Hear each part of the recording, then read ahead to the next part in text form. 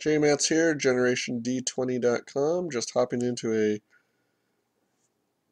Dark Ascension Innistrad draft, and when you get Increasing Confusion as your first card, how do you not build a deck around it? It really is tough not to. Tragic Slip, very good. Wild Hunger, very good, but we're going to go with Increasing Confusion and see what happens. If nothing else, milling people is annoying, childlike, um, hate inspiring, all the kind of things that we look for here at GenerationD20.com.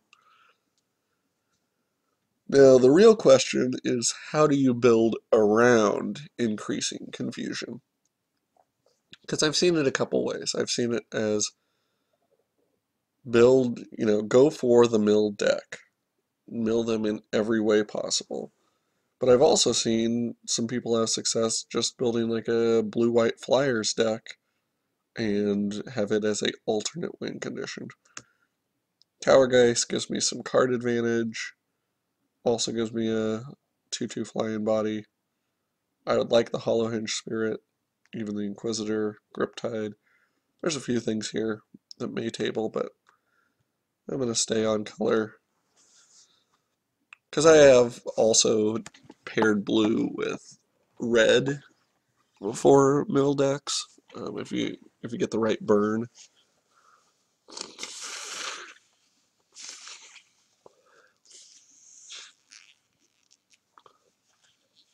White has the advantage of having a lot of just kind of stall your opponent things, which work well with middle, but if you have the powerful enough burn, you can just set fire to them all. I have no problem with that as a strategy.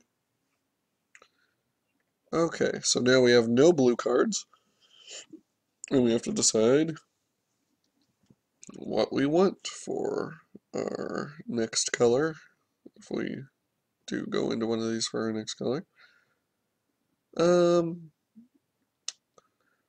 Loyal Cathar, Midnight Guard, both have something to be said for them. I think I go with Loyal Cathar. Now, when I get here and I see that Strangleroot Geist, that makes me wonder. That is an incredibly powerful card. There's a Sea Kite, which keeps me more on the Flyers side of it. Probably shouldn't be pulled in, just because that is sending the signal it's open, though. Maybe they opened a green rare or something like that. Divination, don't mind a little bit of card draw.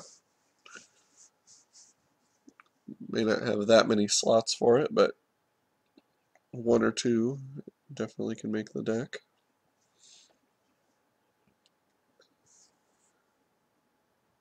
And here, you gotta take the Tragic Slip. It shouldn't still be here. The Loyal Cathar with his double white casting cost doesn't lock me in there either. Kind of want to go Death's Caress. If black is giving me the removal I need to stay in the game, I'm not against it. What this deck might be in need of is some early options to trade. Some of the more aggressive creatures in the format I may need to take more as defenders than otherwise. That's one where you get to search up curses. That would give me some repeat. Thought Scour's not too bad either, though. And of these cards, maybe Bone to Ash. Faithless Legion's probably the best card here, but I'm not completely against playing a Bone to Ash. I have no bone with it. Altar of the Lost. No. Deadly Allure? Probably not. Which one of these do I fear most? None of them. Okay. I'll take the Altar of the Lost and just hide it. Harrowing Journey is a possibility, not a card I really want to be playing, but a card that I could play if I needed to. Several of these are going to be quickly hidden. And I'd probably rather play Bone to Ash than Harrowing Journey. Nice thing is you can mill your opponent with that. So it does give you that kind of double option. So here, since I'm going to obviously lose my money, I have to take Garrick Relentless. Claustrophobia would be nice there also. Do I splash green for that? I might. Fiend Hunter. It's the most powerful card there. But Dead Weight would stay on the colors that I've been pursuing so far. And there is the Ghoul, which I referenced, giving me some early game, early options. From this, if I decide to go 3 colors, I might want a Traveler's Amulet. I don't have a problem picking that up at this point. I am at 3 creatures. Now, if you have something like this that's pumping out creatures every turn, that's not the worst place to be, but at the same time, 3 creatures seems like that deck where you get your opening hand and you don't see a single creature and you're not able to play anything for 4 turns and then you just lose. And that's not really what I wanted to do.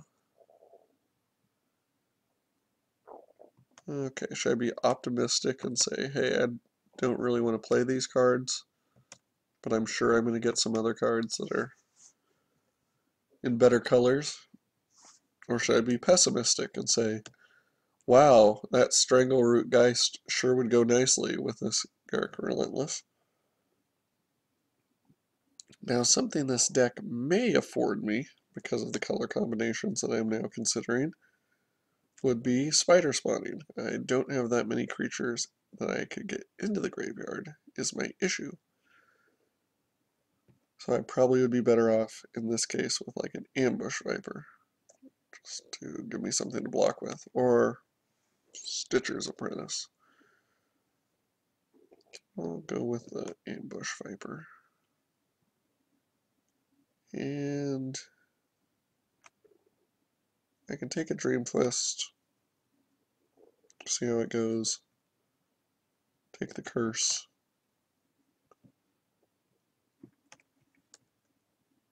Dream Twist might be too limited, but then again, if I get enough of them. And Frightful Delusion, actually, in a deck like this, where you're more responsive, isn't all bad. There's lots of times early on where you can get their 3-drop and slow them significantly in the process.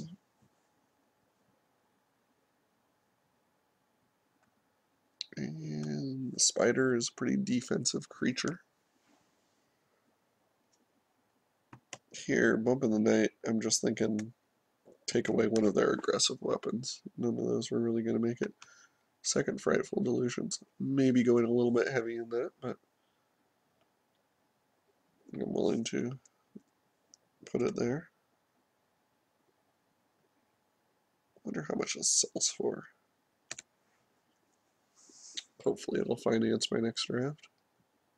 Seems like a card that would be at least worth 12 tickets. Make a wish. I wish I wasn't playing this deck. And we're up to 5 creatures. Yay! And that only requires us to play 3 colors to get there. So, If we can go, well, we'll see what this next pack brings us. We do have some decent removal, but it seems like also, like, it's not a good deck, but it seems like the kind of deck where maybe on accident you win, and your opponent's really pissed because you haven't done anything, and there's no reason that your deck should have won, but it just did. Now, Laboratory Maniac. If I got him out, I could do all of the milling on myself. There's something to be said for that. Stitch Drake is pretty hard to deal with if you get him out, so I think I'd rather take the Stitch Drake and see if that might table.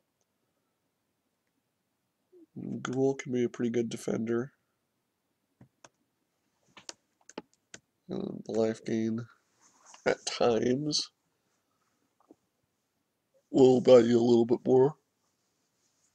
Normally they wait till they've killed him to attack him, but even if that buys you rounds while they're waiting, that's acceptable.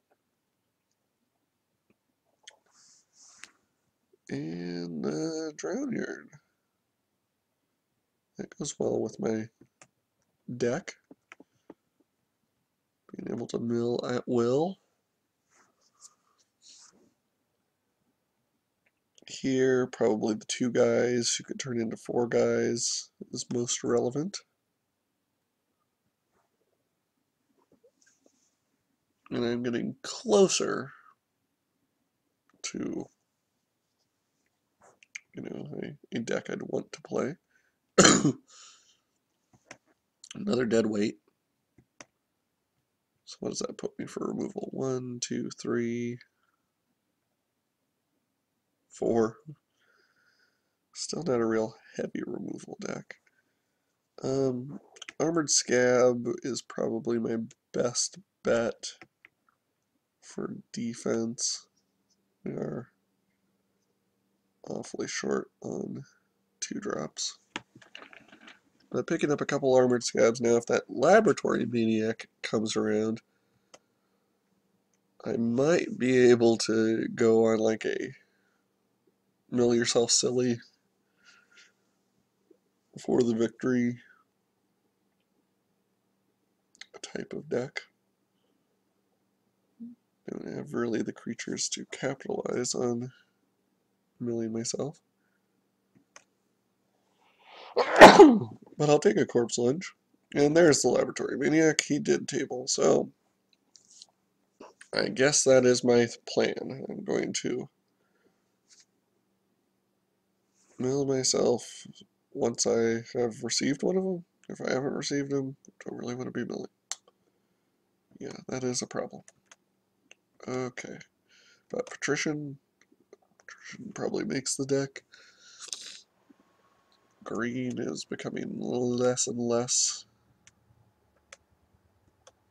appealing. If I could take all those away, play a single green card with a single forest. Now I am doing a little bit too much mill yourself for that to be successful. So what do I take away?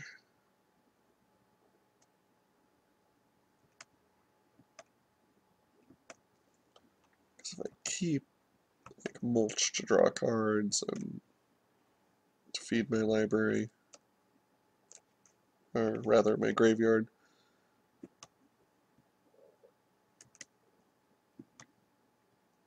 and I have to get rid of something else.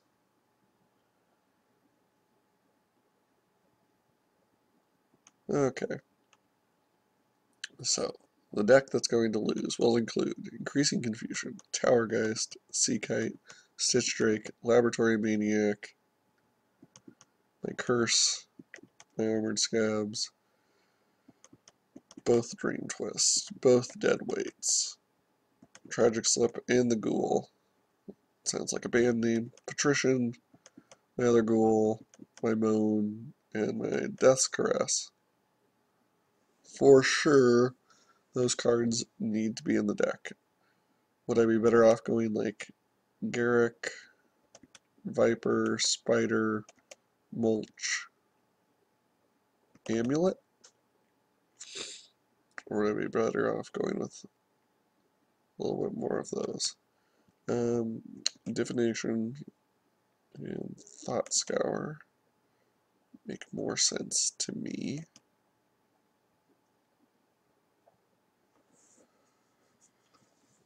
Oh my. Okay. What the hell? We're gonna go with it. Put it in Ground Yard, add some land, take whatever they suggest, and submit it.